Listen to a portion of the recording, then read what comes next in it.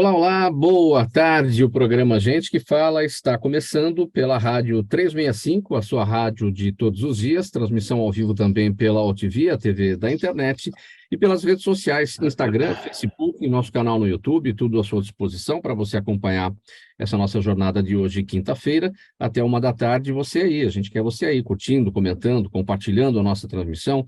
Participe também pelo WhatsApp, enviando perguntas aos nossos entrevistados de hoje. 973350038 é o número, mais uma vez, 973350038.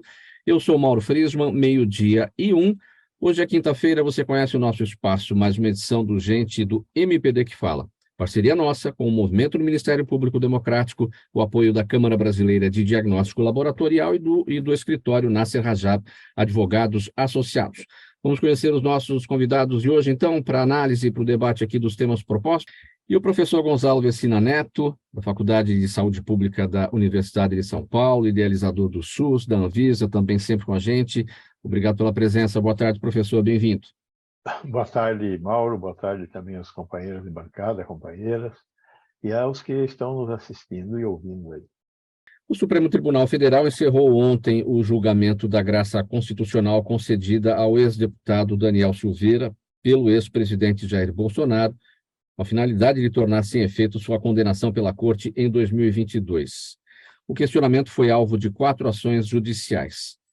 Com um placar de 8 votos favoráveis e 2 contrários, a maioria dos ministros derrubou o indulto presidencial, de modo que o ex-deputado Silveira continua a cumprir sua pena, fixada em prisão de 8 anos e 2 meses, inelegibilidade e multa financeira. Doutor Gonzalo, seu entendimento sobre o tema? Bom, primeiro eu queria realçar, né, que eu não sou profissional do campo do direito como os 3 profissionais que me precederam, né? Mas, de qualquer sorte, eu queria levantar 2 questões. A primeira questão é que, frente a essa unanimidade dos 3 profissionais que me antecederam, no Supremo, 2 dos juízes se manifestaram contrários à decisão dos outros 8, né? O que suscita uma certa perplexidade de um não profissional do campo do direito, né? Provavelmente eles se manifestaram não com base na doutrina, e sim com base na opinião deles, com base no fato deles terem sido indicados pelo anterior presidente, né? A segunda questão, eu tenho tido a oportunidade, como todos nós, de ouvir deputados, senadores se manifestando nas discussões no Congresso que têm ocorrido, e a regra tem sido esse destempero verbal, né? Tem lá um deputado chamando o ministro da Justiça de sobrepeso, tem um outro deputado gritando, né? Palavrões, etc. Então, eu acho que está na hora da gente retomar algum tipo de medida que coloque limites nesse espaço da vida pública e no espaço da vida privada. Acho que o sistema de freios e contrapesos da democracia brasileira está seriamente danificado e está na hora da gente tomar algumas decisões no sentido de recuperar esse sistema de freios e contrapesos. A democracia não é o melhor sistema de governo, mas não existe outro sistema de governo para colocar no lugar. Portanto, está na hora da gente colocar um pouco de sobriedade nessa história e tomar cuidado com as graças que se transformam em desgraças. O Telegram publicou em seu canal oficial uma mensagem em tom de auto-humilhação após ser intimado pelo ministro Alexandre de Moraes, do Supremo Tribunal Federal, a se retratar por uma publicação contrária ao projeto de lei das fake news na terça-feira. A mensagem, publicada ontem à tarde, cita uma flagrante e ilícita desinformação atentatória ao Congresso Nacional, ao Poder Judiciário, ao Estado de Direito e à democracia brasileira por parte da plataforma. Isso foi ontem à tarde. Mais cedo, o ministro Alexandre de Moraes determinou a exclusão da mensagem e o envio de uma retratação sob a ameaça de suspender o aplicativo em todo o país por 72 horas. Doutor Gonzalo Vecina, ninguém mais do que a saúde brasileira, o setor da saúde, mais sofreu aí ao longo dos últimos tempos, durante a pandemia, com desinformação propagada por determinadas plataformas, fazendo valer aí o que eles, né, dizem ser as suas verdades, né? De um lado, a gente tem um negócio que nós abominamos, todos nós democratas abominamos, que é a censura. Do outro lado, tem a liberdade de expressão. Esse é um viés que nós não podemos aceitar. Não é uma questão de um lado ter censura e do outro lado ter liberdade de expressão. Não é admissível que você, por exemplo, proponha a extinção dos judeus. Não é aceitável. Não é aceitável que você fale a favor dos nazistas, fale esse tipo de ódio. Não pode acontecer isso. Tem que existir limites.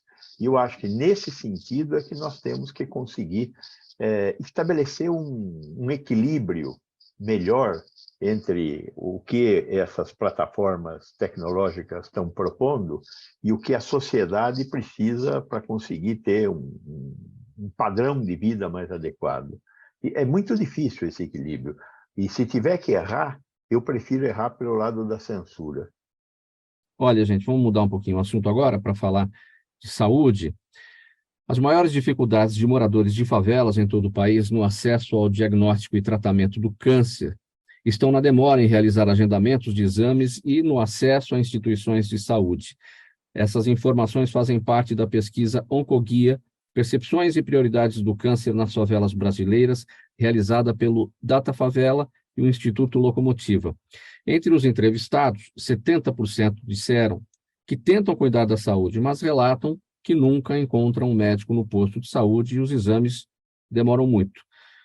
Professor Gonzalo, o que esses dados desse estudo nos revelam, considerando o seguinte: temos no Brasil os melhores complexos hospitalares, as melhores instituições públicas dentro do SUS para esse trabalho de cuidados do câncer, temos esse know-how, o mundo olha para a gente em relação a tudo isso, mas temos um problema na porta de entrada dos pacientes que procuram os tratamentos. Olha, a principal doença do Brasil chama-se desigualdade. A desigualdade atinge as pessoas de forma diferente. Então, quem tem desigualdade tem menos acesso a qualquer coisa: educação, saúde, saneamento, segurança, tudo. A desigualdade é a doença que nos afasta do bem-estar social. Cerca de 40% da população brasileira trabalha na medicina, tem trabalho informal. Mais ou menos 30% da população brasileira mora em condições inadequadas, mora nas tais das favelas. Então, essa condição é uma condição que não é um problema da saúde pública, é um problema da sociedade brasileira. Se nós não conseguirmos diminuir a desigualdade social, nós não vamos conseguir aumentar o acesso a qualquer coisa que seja.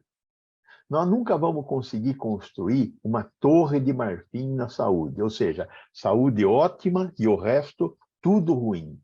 Não, a saúde é consequência do que nós fazemos na educação, do que nós fazemos na assistência social, na segurança pública, na forma como nós tratamos os negros, na forma como nós tratamos os índios, na forma como nós tratamos os desiguais. Então, a sociedade brasileira tem que entender isso, e nós temos que entender isso.